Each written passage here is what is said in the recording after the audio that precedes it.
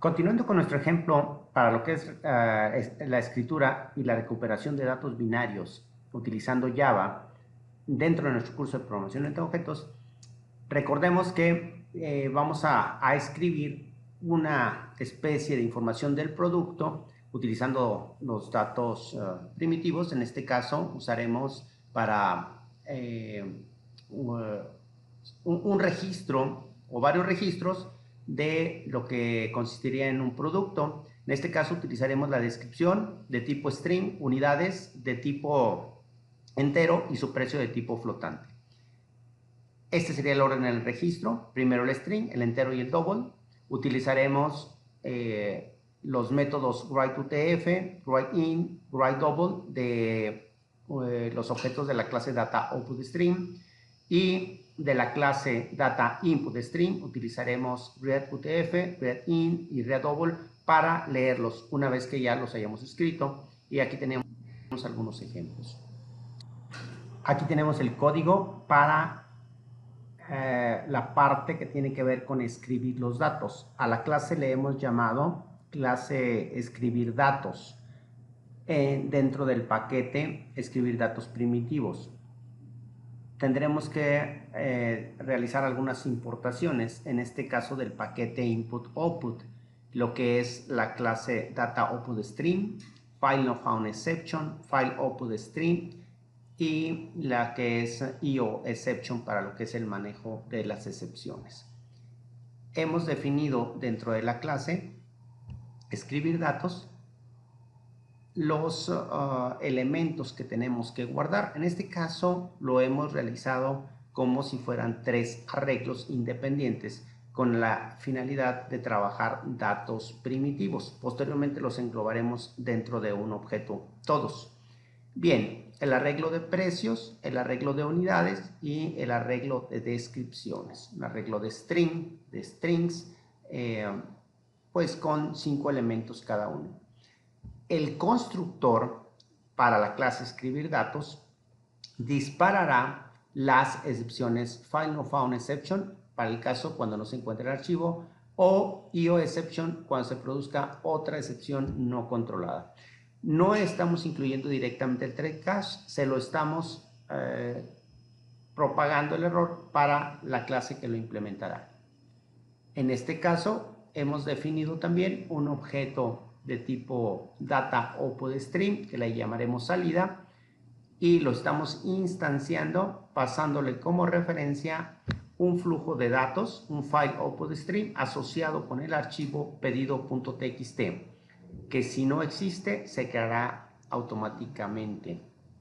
Dentro de un for, desde i igual a 0 hasta cualquiera de las longitudes de uno de los arreglos, ya que son iguales, en este caso utilizamos precios.length, escribiremos en primera instancia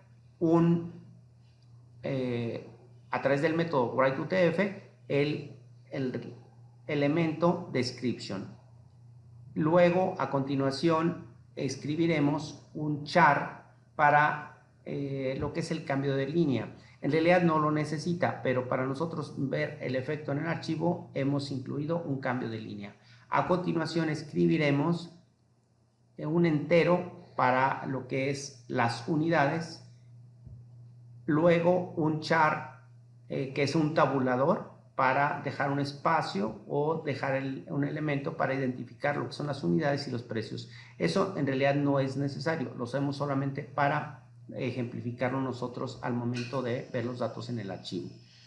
Y así lo hacemos para todos los datos. En este caso, recordemos que son 5 elementos. Finalmente, tenemos que cerrar el flujo de datos. En este caso, utilizando salida.close. Para nosotros instanciar la clase, solamente definiremos una clase que será nuestra aplicación, que contiene el método main, y en ella instanciamos un objeto de tipo escribir datos al que llamamos ed. Y lo escribimos, automáticamente lo ejecuta. Tiene que estar, ese sí, en el try cache para hacer el procesamiento de las excepciones. Incluso ahí donde dice exception, pues deberíamos de decir cuál es la excepción que se genera. Bien, Una vez que lo ejecutemos, nuestro programa nos debe haber generado a nivel del proyecto un archivo pedido.txt donde hemos grabado la información. Y si ustedes lo abren, en este caso con WordPad, podemos observar que hay diferentes caracteres, lo que le llamamos nosotros caracteres o no imprimibles o caracteres que no identificamos plenamente. En este caso es precisamente porque solamente aquellos que sean de texto serían los que podríamos identificar. Lo que son, recordaremos que escribimos nosotros en primera instancia un string y este carácter seguramente expresa el tamaño del string, de esa cadena de caracteres, del tipo de dato string. A continuación, escribimos un entero y un tabulador donde escribíamos nosotros el siguiente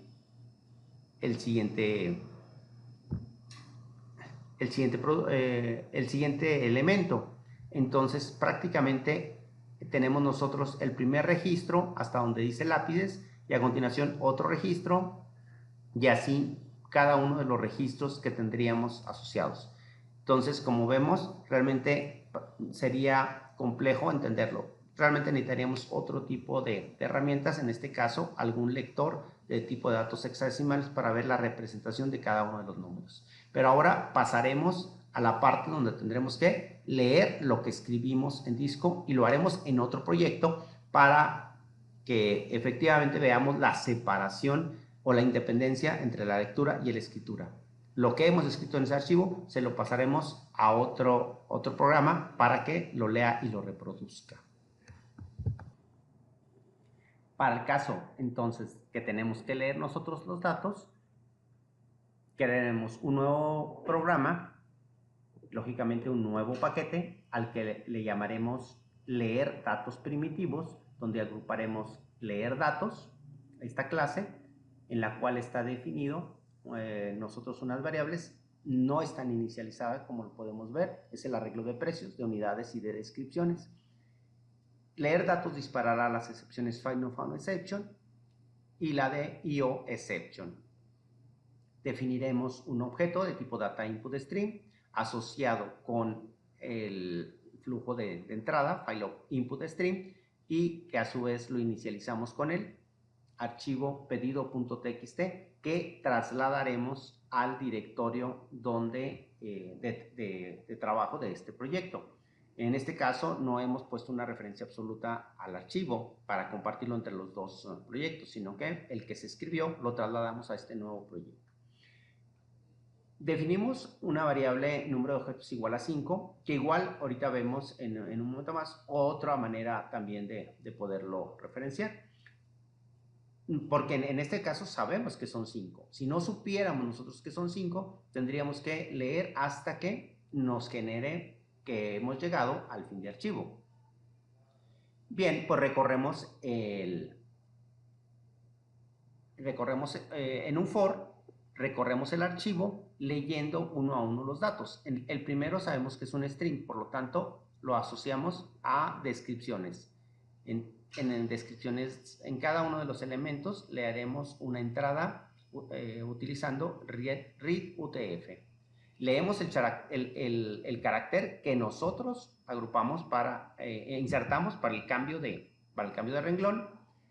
Leemos entonces las unidades utilizando un elemento, el método readIn, y leemos otro carácter que era el tabulador, que nos servía de hacer las separaciones entre unidades y precios, y finalmente leemos precios.